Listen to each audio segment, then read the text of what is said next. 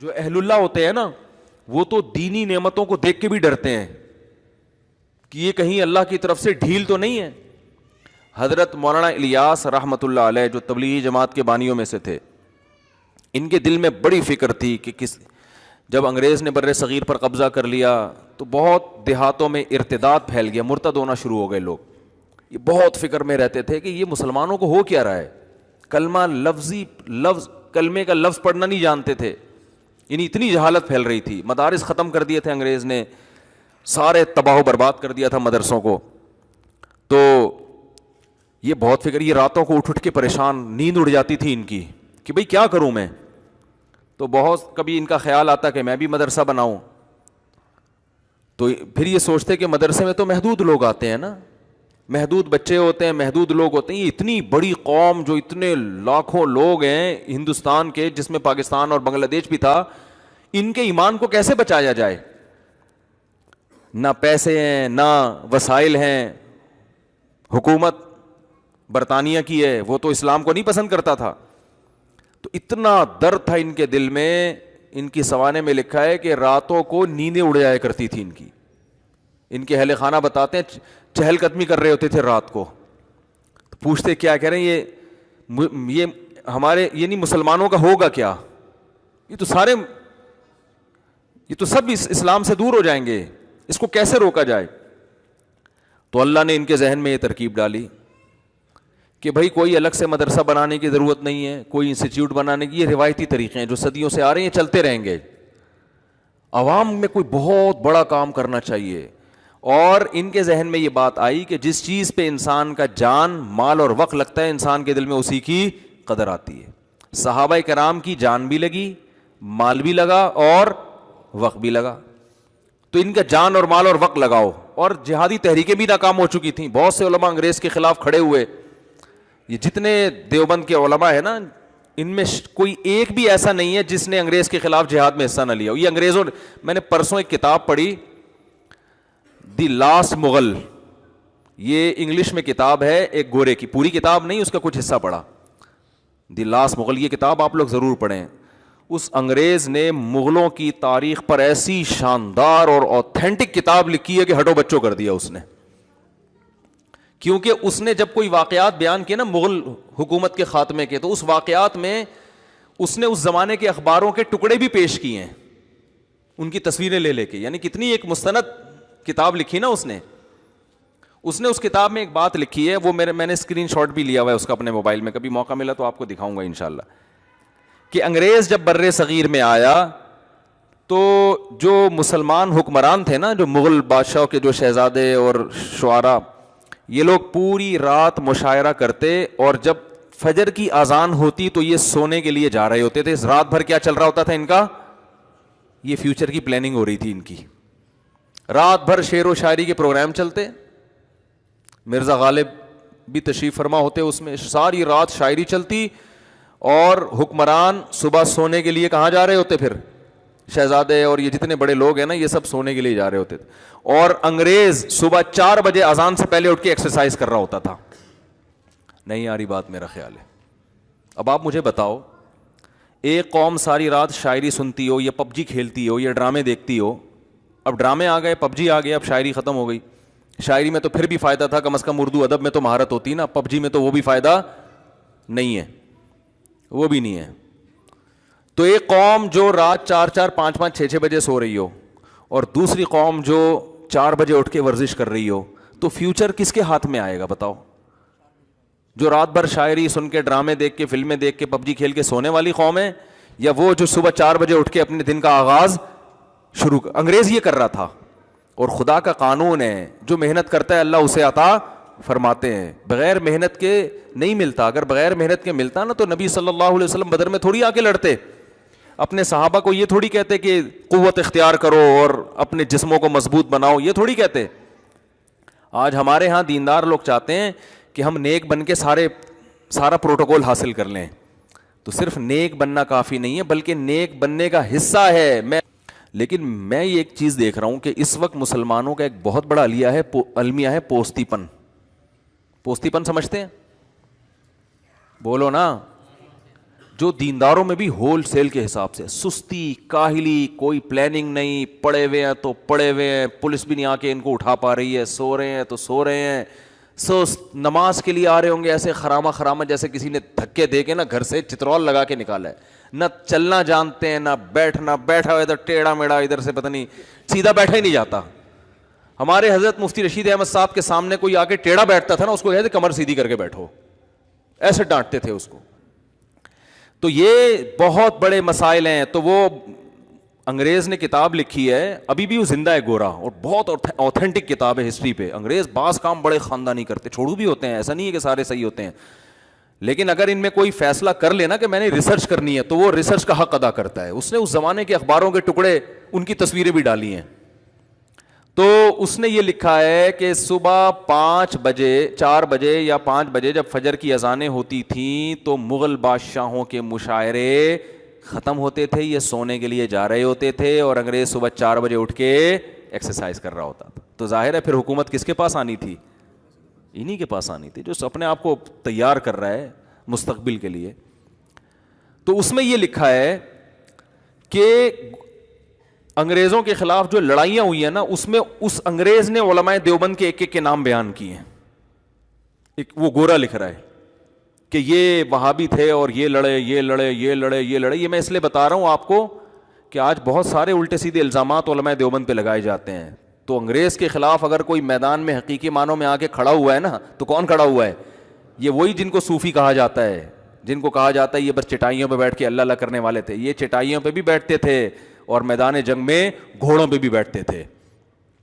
تو جب وہ جہادی تحریکیں ناکام ہو گئی, کیونکہ مسلمانوں نے حقیقی معنوں میں ساتھ نہیں دیا. انگریز اتنا ذہن بنا چکا تھا کہ بغاوتیں ہو رہی تھیں, اپنے ہی لوگ بغاوت کر لیتے تھے. سید احمد شہید رحمۃ اللہ علیہ کی تحریک تھی, شاہ اسماعیل شہید رحمۃ اللہ علیہ شہید ہوئے, یہ سب اپنوں کی بغاوتوں سے ہوئے ہیں. مل جاتے تھے, پیسوں میں بک جاتے تھے مسلمان. تو اللہ کے فیصلے تو اجتماعی سطح پہ ہوتے ہیں نا, قوم صحیح ہوگی تو فیصلے ہوں گے, 2-4 افراد کے صحیح ہونے سے تھوڑی ہوتا ہے. تو حضرت مولانا الیاس رحمۃ اللہ علیہ نے جب دیکھ لیا نا یہ سب کچھ کیا ہو گیا ہے, ناکام, تو اب ایک حل تو یہ کہ مسلمانوں کو ایسے ہی چھوڑ دو. کہ ایسے ہی نہیں چھوڑا جا سکتا.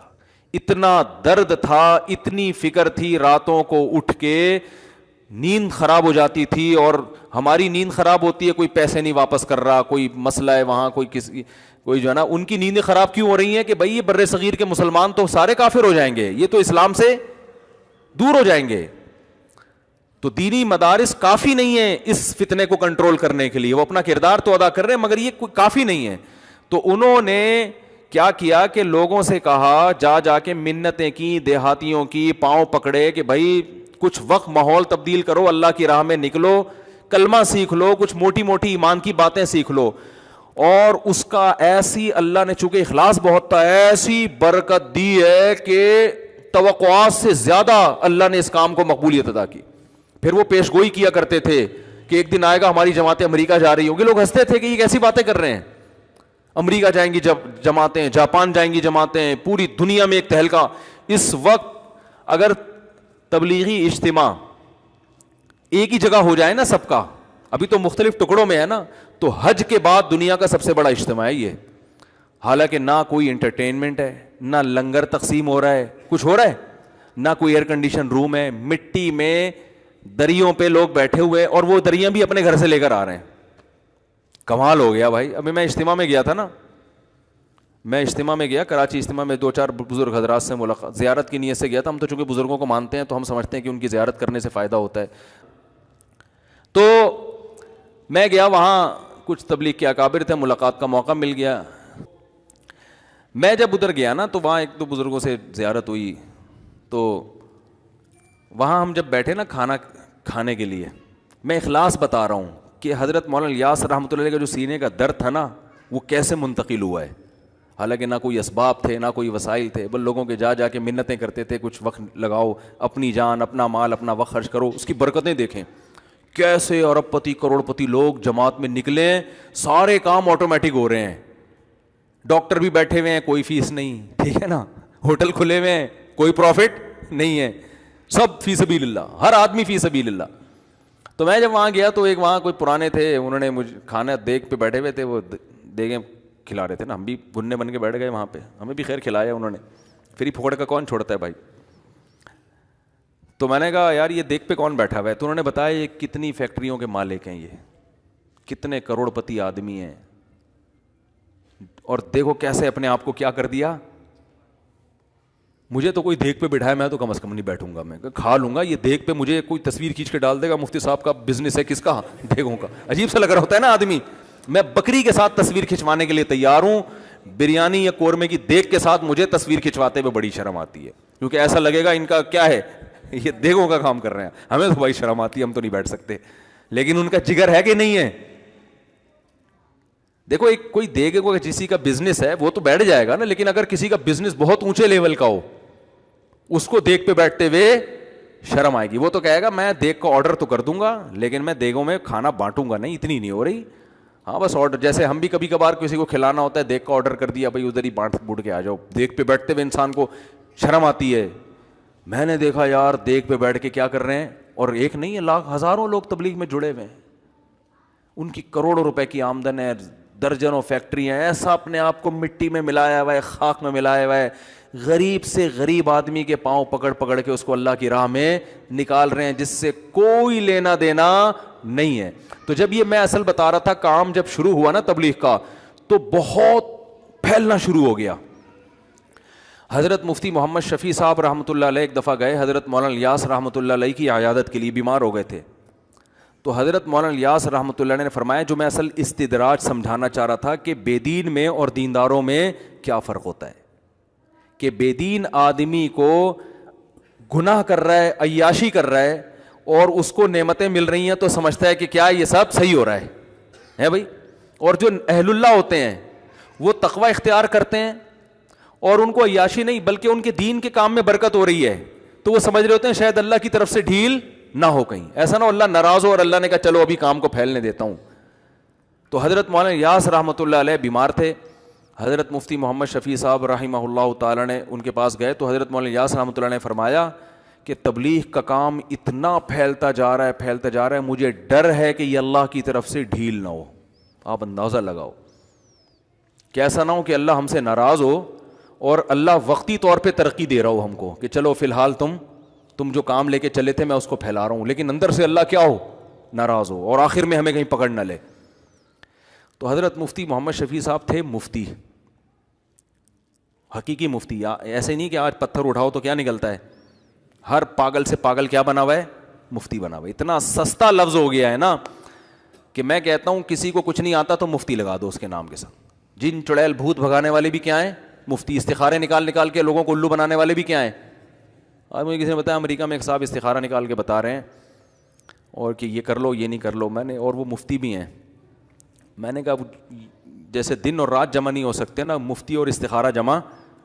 مفتی کو سب سے پہلے پتہ ہوتا ہے کہ استخارے میں کچھ نکل ہی نہیں سکتا، تو کہاں سے نکال کے پبلک کو بتا رہا ہے، یہ نہ کوئی سگنل نہ کوئی اشارہ. تو وہ جو تھے حضرت مفتی شفیع صاحب رحمۃ اللہ علیہ واقعی مفتی تھے. تو انہوں نے فرمایا کہ یہ استدراج نہیں ہے، استدراج بولو نہیں ہے، یہ ڈھیل نہیں ہے، آپ تسلی رکھیں. کہا آپ کو کیسے پتہ چل گیا ڈھیل نہیں ہے؟ کہا اگر یہ اللہ کی طرف سے ڈھیل ہوتی نا تو آپ کو یہ خوف نہ ہوتا کہ یہ ڈھیل تو نہیں ہے. خاندانی جواب دیا کہ نہیں دیا؟ کیونکہ جب ڈھیل ہوتی ہے تو اس میں انسان یہ سمجھتا ہے کہ یہ نعمتوں کی بارش ہو رہی ہے مجھ پر، وہ تو اترانے لگتا ہے. جس کو یہ خوف ہے کہ بھئی آزمائش نہ ہو، یہ خوف اس کی علامت ہے کہ یہ ڈھیل نہیں ہے، یہ اللہ کی طرف سے برکت ہے، کام کی مقبولیت ہے.